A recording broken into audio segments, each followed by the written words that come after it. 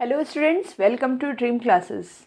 My name is Anita. मैं इस बार जो क्लास 12th का केमिस्ट्री का बोर्ड का एग्ज़ाम है जो कि है 14 को, उसके लिए कुछ इम्पॉर्टेंट 20 MCQs लेकर के आई हूँ और उम्मीद है कि इस बार एग्ज़ाम जो है आपका बोर्ड का उसमें से काफ़ी क्वेश्चंस आएँ।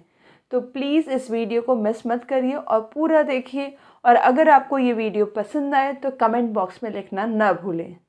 चलिए विदाउट टाइम वेस्ट किए स्टार्ट करते हैं।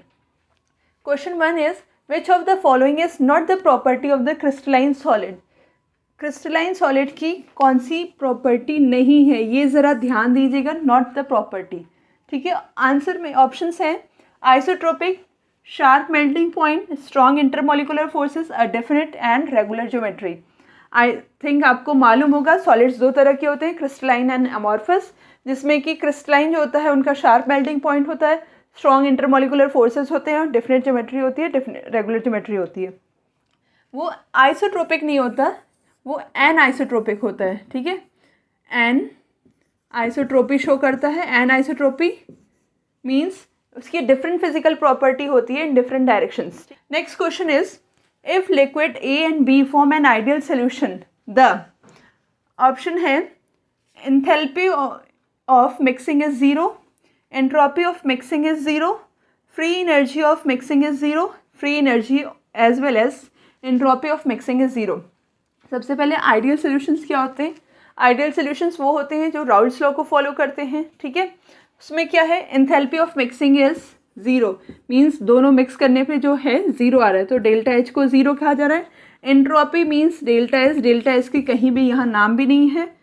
Free energy of mixing is zero, free energy means delta G का भी कोई बात नहीं हुई है। फ्री एनर्जी एंड एंट्रोपी ये भी नहीं है। It means option A is the correct answer. Next question third, the correct order of electron affinity is, electron affinity का करेक्ट ऑर्डर इनमें से कौन सा है? करेक्ट ऑर्डर सबसे पहले देख लेते हैं फ्लोरीन, क्लोरीन, ब्रोमीन। फ्लोरीन क्योंकि हमें मालूम है सबसे छोटा साइज है, जिसकी वजह से इलेक्ट्रॉन रिपल्शन ज़्यादा होगा, तो इलेक्ट्रॉन को अट्रैक्ट करने की पावर इसमें कम होगी क्योंकि इलेक्ट्रॉन रिपल्शन बहुत ज़्यादा होगा, तो ये नहीं हो सकता।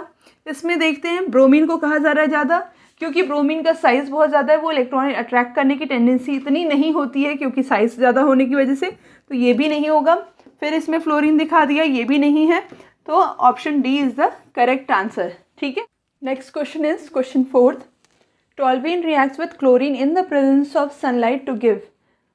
जब भी टॉल्वीन का स्ट्रक्चर क्या होता है, बेंजीन रिंग पे CH3 ग्रुप, ठीक है। ये हो गया टॉल्वीन का structure.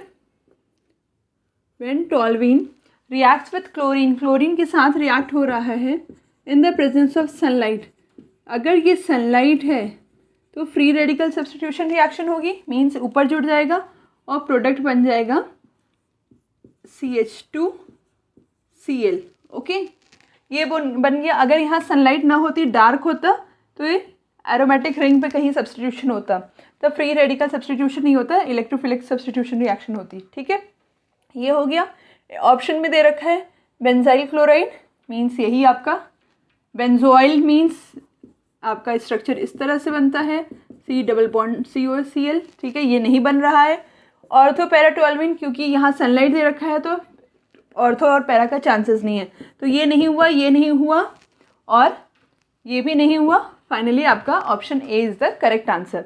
Next question fifth, what is the correct order of reactivity of alcohols in the following reaction. इस रिएक्शन में एल्कोहल की रिएक्टिविटी क्या है, जैसे कि ROH plus HCl, ZnCl2, RCl plus H2O। ये कौन सी रिएजेंट हुआ? ये रिएजेंट जो है इसका नाम होता है ल्यूकास रिएजेंट।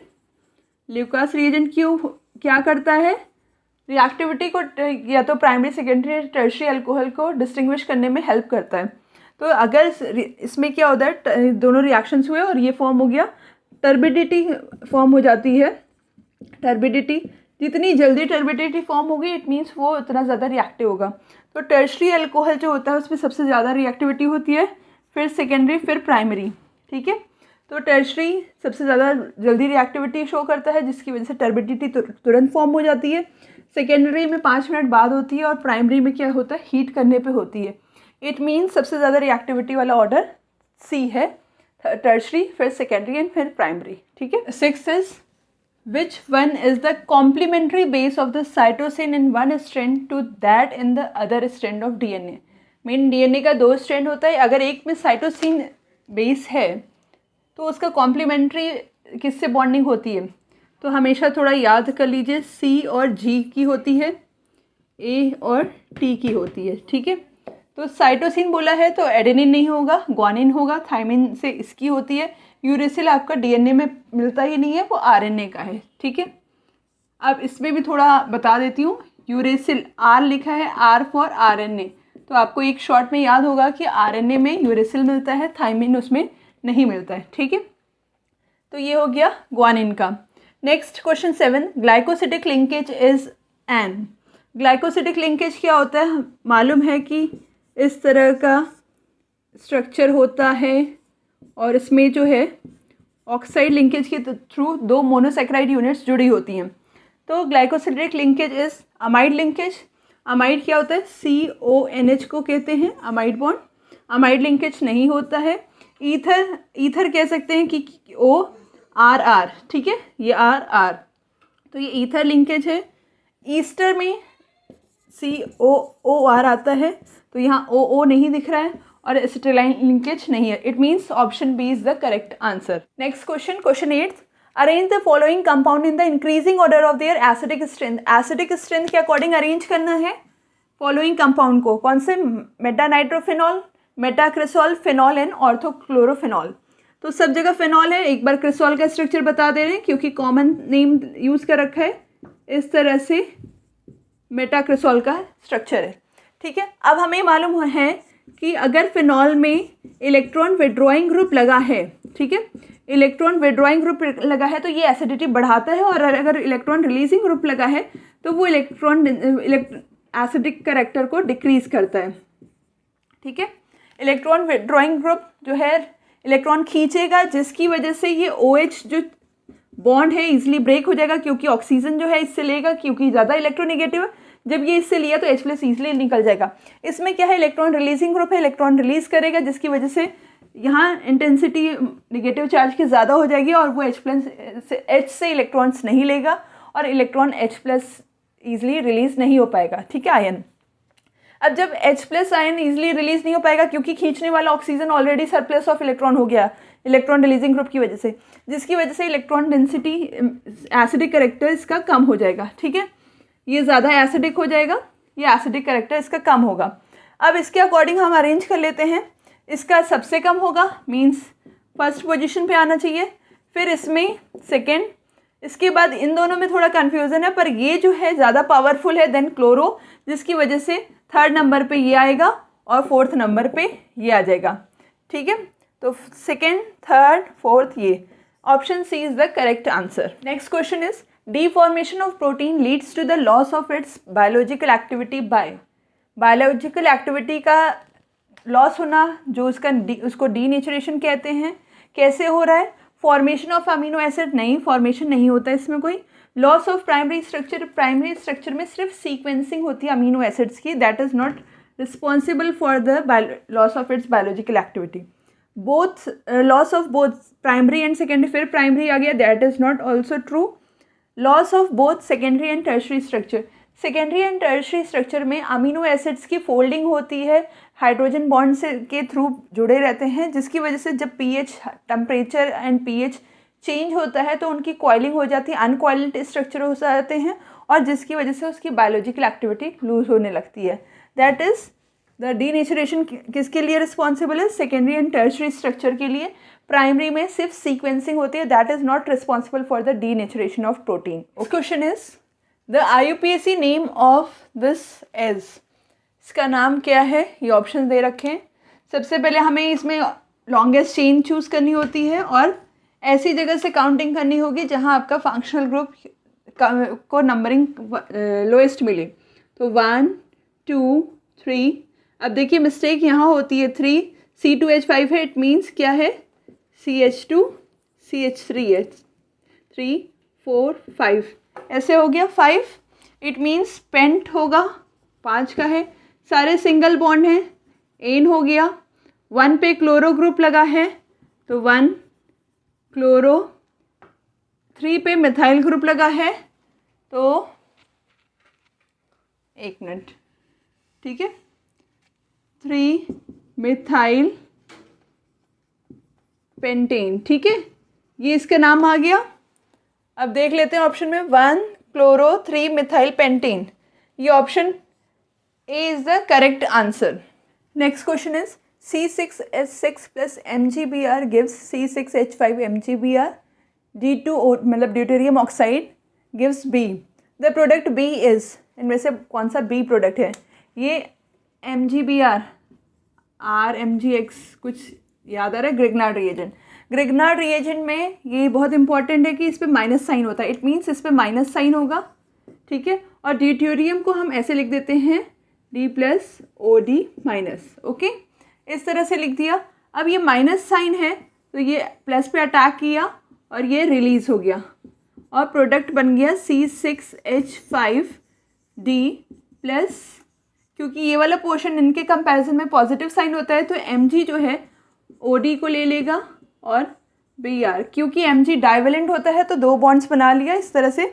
कभी कदार प्रोडक्ट इस तरह से भी लिखा रहता है तो कंफ्यूज मत होइएगा, इसका मतलब भी वही है, ठीक है।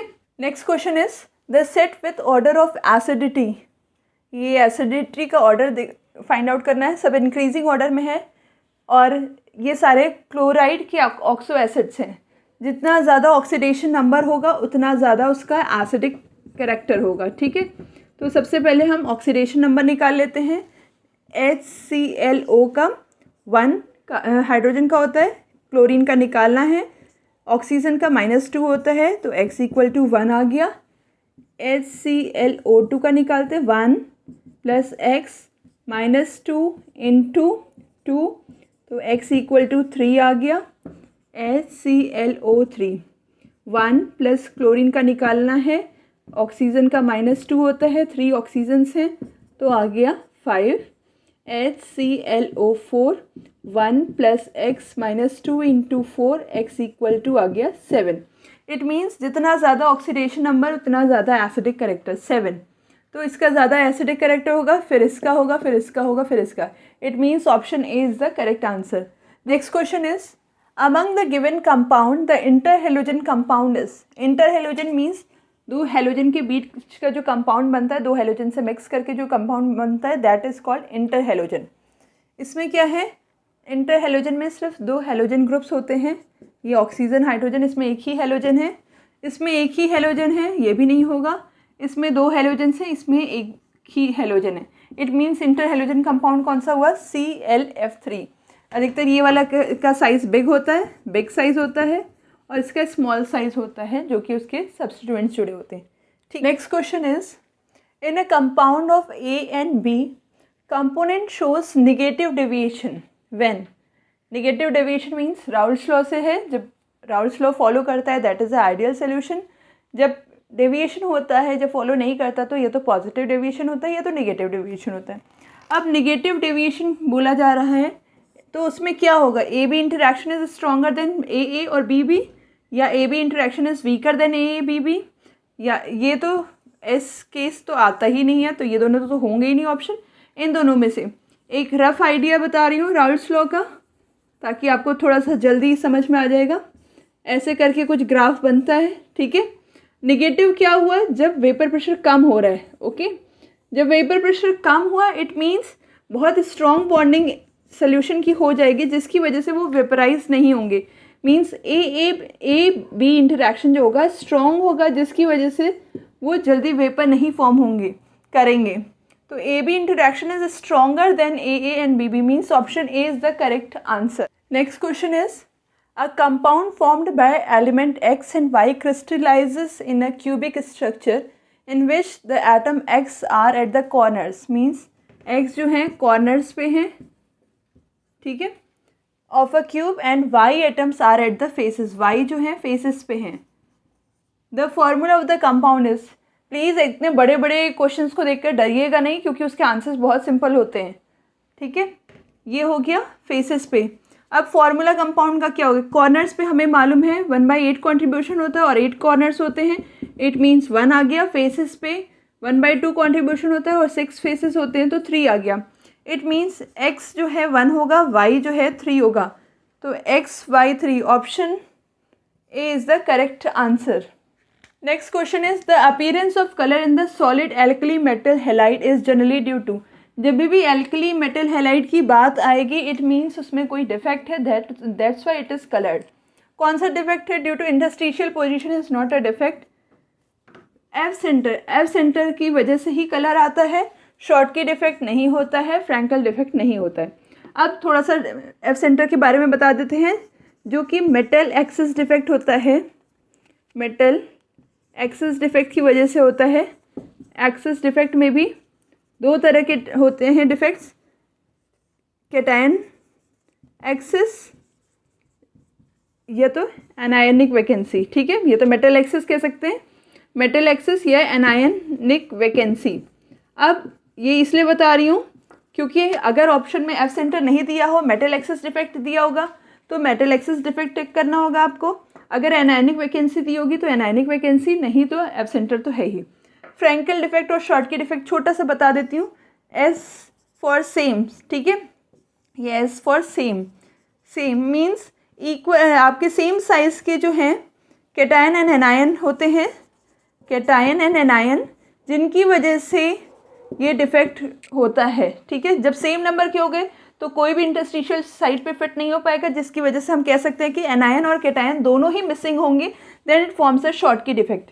और फ्रैंकल डिफेक्ट क्या होगा? फ्रैंकल डिफेक्ट में जब इसमें सेम कर दिया तो इसमें सेम नहीं होगा, it means there is a large difference between cation and anion, जिसकी वजह से कैटायन जो पॉजिटिव साइन है स्मॉल साइज का होता है और वो इंटरस्टिशियल स्पेस पे फिट हो जाता है, जिसकी वजह से ये फ्रैंकल डिफेक्ट होता है। ओके, इट मीन्स इसमें डेंसिटी नहीं कुछ होगी डिक्रीज, क्योंकि वो उसी में इंटरस्टिशियल साइड पे फिट हो रहा है। शॉर्ट की में क्या हो रहा है? कैटायन एंड एनायन मिसिंग हो जा रहे हैं, जिसकी वजह से डेंसिटी पे इफेक्ट पड़ता है।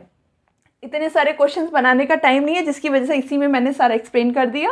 Next question is amino acid generally exist in the form of zwitterion, this means they contain. Zwitterions mean कि एक अमीनो एसिड का स्ट्रक्चर बता देते हैं ताकि कन्फ्यूज़न अपने आप ही क्लियर हो जाए। NH2R और ये H। ज़्यूटर आयन मीन्स ये H प्लस आयन जब एक्वस में डिजॉल्व होता है, H प्लस आयन रिलीज करता है और ये एक्सेप्ट करता है, तब ये सिंपल एसिडिक या बेसिक कैरेक्टर नहीं शो करता है, it behaves like a salt, salt की तरह बिहेव करता है। जब ये आयन लूज किया और इसने एक्सेप्ट किया, देन इट 2 डाइपोल्स टाइप के बन गए और बिहेव लाइक अ सॉल्ट। तो किसकी वजह से हो रहा है? अमीनो एसिड और एसिडिक ग्रुप की वजह से। तो basic NH2 group and acidic COH group की वजह से it behaves like a salt, जिसकी वजह से हम कह रहे हैं जो सॉल्ट लूज करने के बाद बन रहा है दैट इज़ कॉल्ड ज़्यूटर आयन। तो इसकी वजह से, क्योंकि इसमें H प्लस है, ये बेसिक ये है नहीं, और ये एसिडिक और ये गलत है, जिसकी वजह से option D is the correct answer, ठीक है। Next question is preparation of ether by reacting sodium alkoxide with alkyl halide is called। Sodium alkoxide and alkyl halide का रिएक्शन पूछा जा रहा है और फॉर्म क्या कर रहा है? ईथर, ठीक है, ROR ग्रुप, नेम रिएक्शन है। कोलबेज में हमें मालूम है सैलिसिक एसिड होता है फॉर्म इस तरह से, ठीक है। वुड्स रिएक्शन में हाइड्रोकार्बन फॉर्म होता है। विलियमसन सिंथेसिस में ईथर फॉर्म होता है, ठीक है। कैनिजारो में एक एल्डिहाइड और एक कीटोन फॉर्म होता है सेल्फ ऑक्सीडेशन रिडक्शन से, ठीक है। It means option C is the correct answer. Next question is question number 19। The basic character of the hydrides of 5th group means group 15 elements decreases in the order. किस order में decrease हो रहा है basic character 15th group का, ठीक है, ये पूछा गया है। 15th ग्रुप के मेंबर्स जो हैं NPASSB ये मेंबर्स हैं। हमें मालूम है जो अमोनिया होता है, अमोनिया का हाइड्राइड जो होता है सबसे ज़्यादा, अमोनिया जो है सबसे ज़्यादा बेसिक कैरेक्टर होता है because of the presence of the lone pairs. जैसे जैसे डाउन द ग्रुप आते हैं साइज बढ़ता जाता है और लोन पेयर का concentration on the central metal ion decrease हो जाता है, जिसकी वजह से basic character down the group decrease होता है।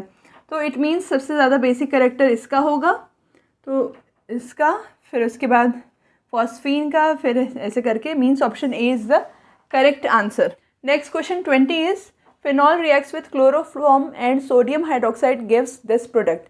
This product is very famous salicylaldehyde, जो कि एक नेम रिएक्शन है और उसका नाम क्या है बहुत इंपॉर्टेंट है, रीमर टीमर, ठीक है। रीमर टाइमर रिएक्शन बहुत इंपॉर्टेंट रिएक्शन है, अधिकतर नाम से भी पूछ ली जाती है। इस कंपाउंड का नाम भी पूछ लिया जाता है कि ये क्या है। अल्कोहल बेस्ड रिएक्शन भी बहुत इंपॉर्टेंट है। अब इसमें देखते हैं क्या पूछा है। The electrophile involve in the above reaction is, कौन सा इलेक्ट्रोफाइल अटैक हो रहा है, कौन सा इन्वॉल्व हो रहा है रिएक्शन में, वो पूछा गया है। इसमें कार्बीन जो है वो होता है, मीन्स ये जिसका नाम है carbene, that is the electrophile which reacts in the reamer teamer reaction. Hope ये क्वेश्चंस आपको एग्जाम में कुछ हेल्प करेंगे। Thank you.